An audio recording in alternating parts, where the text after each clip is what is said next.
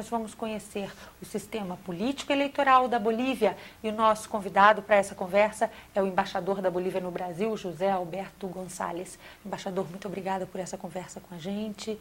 Como é hoje, depois da nova Constituição aprovada pela Bolívia em 2009, o sistema eleitoral do seu país? Bien, primero gracias por la entrevista, un saludo para todos los amigos que nos están viendo. En realidad, Bolivia está viviendo un momento de cambios, ¿no? Es decir, ha habido un proceso constituyente, se ha elaborado una nueva constitución política del Estado de Bolivia y a partir de esa entrada en vigencia de la nueva constitución política del Estado, se ha tenido que modificar la ley electoral. Nosotros teníamos antiguamente un código electoral que fue inclusive el que rigió hasta las últimas elecciones, ¿verdad? Las pasadas elecciones fueron regidas con el antiguo sistema, con el antiguo código electoral. Ahora, recién hace poco, hace cosa de unas 2 o 3 semanas, se ha aprobado la nueva ley electoral que rige para el Estado, porque Bolivia, además, entre otras cosas, ha cambiado de denominación. Ya no es más República de Bolivia, ahora se llama Estado Plurinacional de Bolivia, que evidentemente, más allá de un cambio de palabras, tiene un sentido y tiene una razón de ser esa modificación. Entonces, esta es una nueva ley, una nueva estructura jurídica que se ha aprobado en el Congreso de Bolivia y que naturalmente todavía no está siendo puesta a prueba porque de no haber algún tipo de referendo u otro tipo eleccionario, estaríamos hablando de elecciones recién para 2015, ¿no? Entonces, esta ley que se ha aprobado, reitero, hace 2 semanas, entrará a someterse a su primera experiencia recién dentro de unos 4 años y poco aproximadamente. Muito mais que uma mudança de palavras, é uma mudança estrutural no país. Que mudanças são essas no jogo político? Diríamos que no solamente en el juego político, ¿no? Yo creo que en general lo que se ha hecho es visibilizar a un importante grupo humano de Bolivia, sobre todo este poblador del campo, del área rural de nuestro país, que lamentablemente prácticamente desde la creación de la República siempre estuvo un poco olvidado, ¿no? Siempre estuvo abandonado del Estado, es decir, el Estado no se hizo responsable de ese grupo humano que además, por cierto, es la mayoría de nuestra población, ¿no? En Bolivia tenemos aproximadamente un 70% de población que se reconoce como indígena y en Bolivia lamentablemente hablar de indígena es casi hablar de pobre, ¿no? Son casi sinónimos, indio y pobre. Entonces, lo que ha sucedido con esto es, primero, atender una demanda que surgió del pueblo, porque esta demanda de asamblea constituyente se escucha por primera vez a principios del año 90, cuando, recuerdo, yo vivía en La Paz, en la ciudad sede de gobierno. Un buen día aparecieron unos tipos que no sabíamos de dónde venían, ¿no? Que vestían con unas ropas extrañas, que hablaban unos idiomas absolutamente desconocidos, exóticos. Nosotros suponíamos que eran tipos que habían llegado de algún otro planeta o de algún otro país, que se trataría de alguna cuestión más bien de un circo o alguna cosa extraña, y no, eran ciudadanos que vivían en la Bolivia profunda, en esa Bolivia que lamentablemente el Estado no llegaba para atender, y que sumados todos son 36 nacionalidades diferentes, 36 diferentes culturas, ¿no es cierto?, con lo que significa el término cultura, que no es folclore, ojo, no es que 36 bailan danzas diferentes, no, estamos hablando de 36 nacionalidades donde cada una tiene su propio idioma, cada una tiene su propio sistema político, su sistema jurídico, su sistema de organización económica, sus prácticas culturales, naturalmente, en fin, 36 naciones dentro de una nación que se llamaba Bolivia, ¿no? E como essas nações são representadas agora no novo cenário político e que, em vez de Congresso, há uma Assembleia Plurinacional? Ese es otro cambio importante que ha habido también. Se ha dejado la vieja figura del Congreso de la Nación, y esto ya está fijado en la Constitución, donde existían 2 cámaras, la Cámara Alta, el Senado, y la Cámara Baja, la Cámara de Diputados. Eso se ha mantenido, ¿no? Eso está mantenido. Lo que ha modificado, incluso en el número, por ejemplo, los diputados siguen siendo 130, ¿no? Son 130 diputados.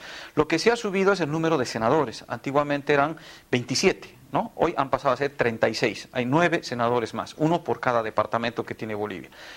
Lo que ha cambiado aquí básicamente son las circunscripciones especiales, que son las denominadas justamente a partir del reconocimiento de estas nuevas poblaciones. Es decir, antiguamente la totalidad de los diputados y la totalidad de los senadores eran electos en una sola fórmula. Venía un candidato a presidente con su candidato a vicepresidente y toda la lista de senadores y toda la lista completa de diputados.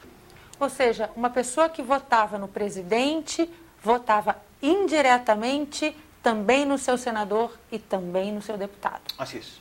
Solamente una lista, ¿no? Una lista donde aparecía un candidato a presidente, un vice, y después una larguísima lista de senadores y mucho más larga lista de diputados, ¿no? Lo único que cambiaba era el departamento, ¿no? Es decir, habían diputados para La Paz, otros para Santa Cruz, otros para Cochabamba, y así para los 9 departamentos. ¿Qué ha cambiado ahora? Justamente el sentido de la representación. Ahora hay diputados uninominales que siguen yendo junto con el presidente y con los senadores, pero están los plurinominales, que son aquellos diputados que tienen que hacer su propia elección. Es decir, son, por ejemplo, es el diputado que yo voy a elegir de mi barrio, por ejemplo, de mi circunscripción, de mi municipio, ¿no? Entonces yo tengo que conocerlo, ese señor.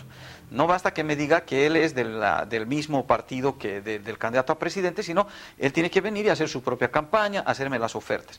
En ese esquema es que entran justamente los diputados de circunscripciones especiales, que son los que representan a estas 36 nacionalidades, que tienen cada uno una representación dentro del Parlamento, de la Asamblea Nacional ahora, ¿no? Asamblea plurinacional en realidad. Qual a proporção de vagas para deputados eleitos dessa primeira forma que o senhor explicou e de deputados eleitos de outra forma? Ajá. Las circunscripciones especiales, ¿no? Que son justamente las que están destinadas a atender a estas nacionalidades, tienen una cantidad equivalente a las nacionalidades, ¿no? Y el resto se distribuye de la vieja forma, diríamos, ¿no? A través de una lista única. O presidente Evo Morales foi o primeiro presidente da Bolívia reeleito, uma possibilidade que se abriu só na última eleição. Como ficaram as regras para a reeleição no país? Yo quiero explicarle lo siguiente, en realidad nunca antes hubo reelección en Bolivia porque a los 6 meses de gestión los presidentes la gente quería que se vaya a su casa, ¿no? Los querían echar a los presidentes. Era muy difícil que un presidente pueda ser reelecto en Bolivia. Generalmente, antiguamente la norma eran 4 años de presidencia, pero en el segundo año ya la popularidad había caído tan bajo que los 2 últimos años eran casi de supervivencia. Entonces difícilmente un presidente hubiera pretendido ser reelecto, era casi un disparate, ¿no? una utopía. En el caso particular de Evo Morales, lo que se ha hecho es una reelección, ¿no? Que estaba prevista, estaba dentro de las posibilidades de nuestro país y se dio la posibilidad, seguramente porque la gente vio en él un buen presidente, una persona que lo hizo bien. Ahora, la nueva Constitución determina que no puede haber reelección, simplemente hay una elección por 5 años, ¿verdad? Y lo que sí puede hacer esa persona es, después de un periodo, descansar, vamos a decirlo de una manera, descansar 5 años, puede volver a ser electo más adelante, por una sola vez. No existe la figura de la reelección. E isso passa também para os governadores e para os prefeitos? Es distinto el régimen. Ellos pueden ir a reelección las veces que consideren que pueden ser electos, ¿no? Cuando vean que tienen chance, pueden seguir participando. Tanto gobernadores como alcaldes y concejales. E as eleições para prefeitos, governadores e presidente são feitas separadamente ou em conjunto? En el mismo día. En el mismo día. Es decir, el mismo día que se hacen las elecciones llamadas generales, donde se elige al presidente, al vicepresidente, a todo el Senado y a toda la Cámara de Diputados, también se elige al gobernador y también se elige al alcalde, ¿no? Ese es el mandato de la ley. Quem pode ou não eleger e ser eleito? Para ser presidente, por ejemplo, ¿no es cierto? Presidente o vicepresidente tienes que ser necesariamente nacido en Bolivia. Un ciudadano que va y opta por la nacionalidad boliviana no puede ser. Senador tampoco. Pero, por ejemplo, alcalde sí. Puede ser un extranjero que se naturaliza boliviano y puede optar al cargo de alcalde, ¿no? Hay ciertos requisitos de edades, ¿no? Es decir, no cualquier ciudadano, por decir mayor de edad, que es 18 años, puede optar. Hay un límite de edades que entiendo va a partir de los 30, 32 años, ¿no? Para senadores, para diputados y para presidente y vicepresidente. Es decir, hay una edad límite mínima, digamos, no una edad al otro lado, digamos, puede ser un viejo de 80 años que si quiere y siente que puede ser presidente, puede postularse, ¿no? Es uno de los temas. Después, al margen, discriminación por tipo político, religioso, social, económico no existe. Es decir, por ejemplo, nuestro presidente no es abogado, no es economista, no es administrador de empresas. Él ha salido bachiller, digamos, ¿no? Ha terminado el colegio, la escuela básica y con eso, bueno, más su formación, su carisma y otros elementos, ha podido llegar a ser presidente de Bolivia. ¿Analfabetos na Bolivia pueden votar? Los analfabetos pueden votar, pero esta fue una determinación que se tomó en el año 1952. Antes de eso el voto era calificado, tenías que saber leer y escribir, ¿no?, para poder votar. Y las mujeres tampoco votaban, mira qué interesante, ¿no? En Bolivia hasta el 52 las mujeres no votaron. Sepas o no leer y escribir. Por ser mujer no votaban, ¿no? Era un tema bien complejo. Pero bueno, era así. Hoy felizmente eso ha cambiado. A partir del 52, lo que se llama el voto universal. 18 años de edad ya estás apto para votar. E há cotas para mulheres nas eleições? As mulheres têm uma participação no processo eleitoral como candidatas na Bolívia? Existe una ley, pero te cuento que la verdad, un poco hacen trampa, ¿no? Como dicen, echa la ley, echa la trampa. Supuestamente debería haber una alternancia, ¿no? Es decir, por ejemplo, en una lista para diputados o senadores, si el cabeza es hombre, la segunda tiene que ser mujer, el tercero hombre, la cuarta mujer y así sucesivamente. Pero resulta que muchas veces, ¿no?, colocan, por ejemplo, una mujer, pero el suplente es hombre, ¿no? Entonces es ahí medio como que engañosa la cosa, ¿no? Terminas tú, cuando pasas lista, siempre hay más hombres, ¿no? Existe un porcentaje que no debiera ser menor, que es 1/3, ¿no? No menos de 1/3 tienen que ser mujeres, eso está pactado. Pero claro, cuando las campañas políticas comienzan, todos hablan que la equidad de género, que los derechos de las mujeres, y todos te ofrecen mitad y mitad. En ese esquema, te voy a decir, el único que ha cumplido es el presidente Evo Morales, que puso la mitad de ministras mujeres y la mitad de ministros varones en su gabinete, ¿no?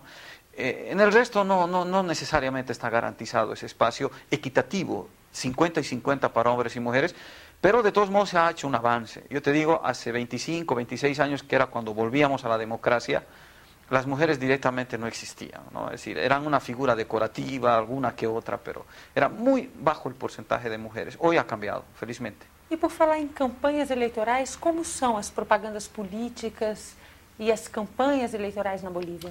Bueno, en Bolivia la particularidad es que las campañas se pueden realizar solamente 60 días antes del comicio, ¿no? 60 días antes de la realización de las elecciones. Puedes hacer la campaña hasta 3 días antes. Hay una especie de ley de silencio de 3 días, 72 horas, que se le da al ciudadano para que reflexione, para que piense y decida su voto, etcétera, después de haber sido sometido a ese bombardeo de los mensajes propagandísticos, ¿no? Una particularidad del sistema boliviano es que la totalidad del costo de la campaña la paga el Estado, ¿no? ¿Cuál es el principio filosófico, digamos, para hacerlo así y no admitir que hayan donaciones o ese tipo de cosas?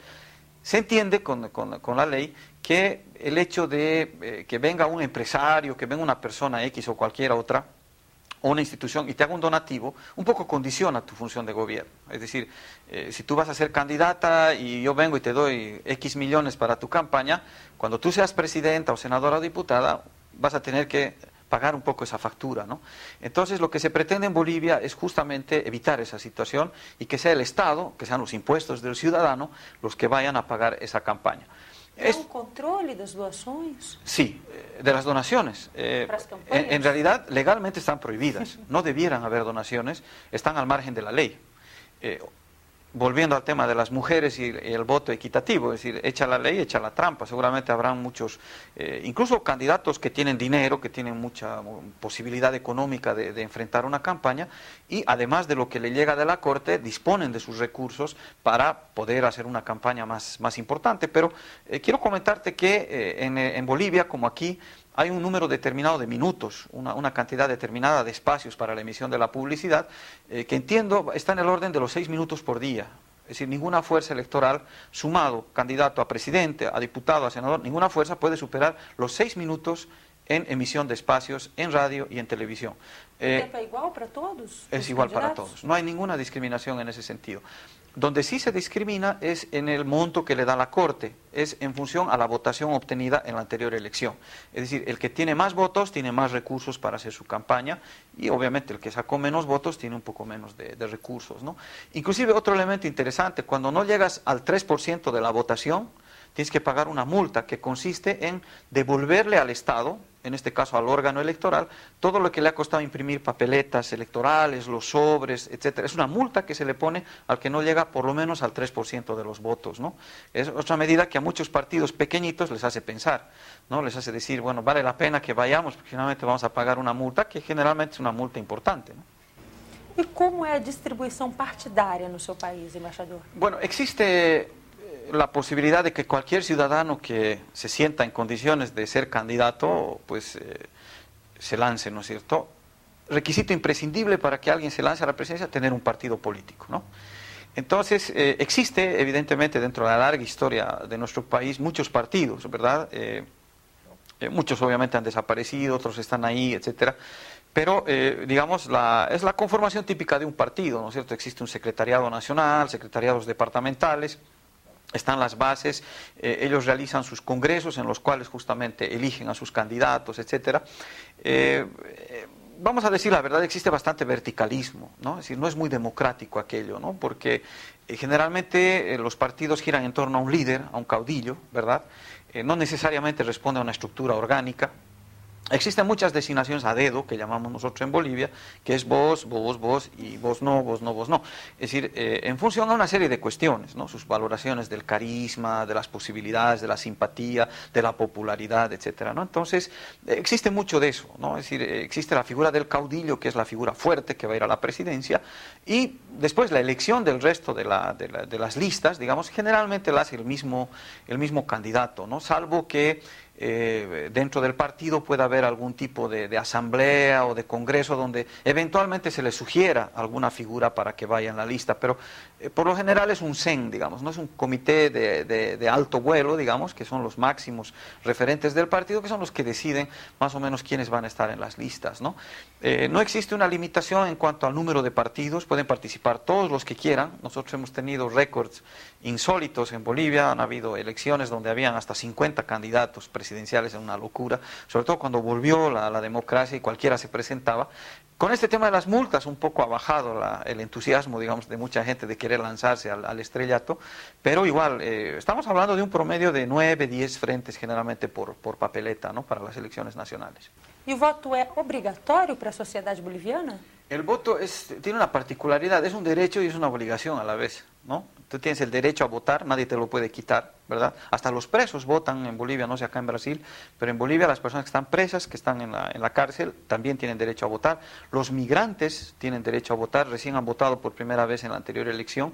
Es decir, es un derecho, pero además es una obligación. Es decir, todo ciudadano tiene el deber cívico de votar. Y el que no lo hace se somete a una multa, ¿no? Existe prevista una multa y solamente se evita pagar esa multa cuando uno presenta algún certificado, por ejemplo, de enfermedad o de una situación de emergencia que impidió que él pueda ir a votar, pero lo que tiene que hacer es ir a votar. Se vota en un solo día, durante 8 horas, así que tiene todo ese lapso para poder ejercer su derecho, ¿no? ¿Y cuál es el valor de esa multa? ¿Es alto? Es decir, es relativo, ¿no? Es decir, de pronto para un empleado, para una persona que tiene un salario no muy importante, sin duda es una cifra significativa, ¿no? Yo calculo que debe ser un salario básico, más o menos, ¿no? Os imigrantes que podem votar precisam estar na Bolívia já há quanto tempo? Hablando de migrantes, ¿no? En el caso de Bolivia, nuestros migrantes, o sea, los bolivianos que viven en el exterior, ¿no? Esos migrantes tienen el derecho de votar y lo hacen a través de nuestros consulados, ¿no? Existen oficinas del órgano electoral en los consulados que son justamente los que toman los votos, ¿no? Eso significa que allí donde hay un consulado boliviano y donde hayan bolivianos pueden ir y ejercer su voto. En el caso de los ciudadanos extranjeros, ¿no? Que es otro tema también interesante, en el caso de Bolivia pueden votar, por ejemplo, para elegir al gobernador y al alcalde. Pero para las elecciones presidenciales, salvo que fueran naturalizados, hechos bolivianos, en ese caso podrían votar como naturalizados. Pero si solamente son residentes en Bolivia, no tienen el derecho a votar. Embaixador, muito obrigada por essa conversa. Nós conversamos neste programa com o embaixador da Bolívia no Brasil, José Alberto Gonçalves. Até a próxima.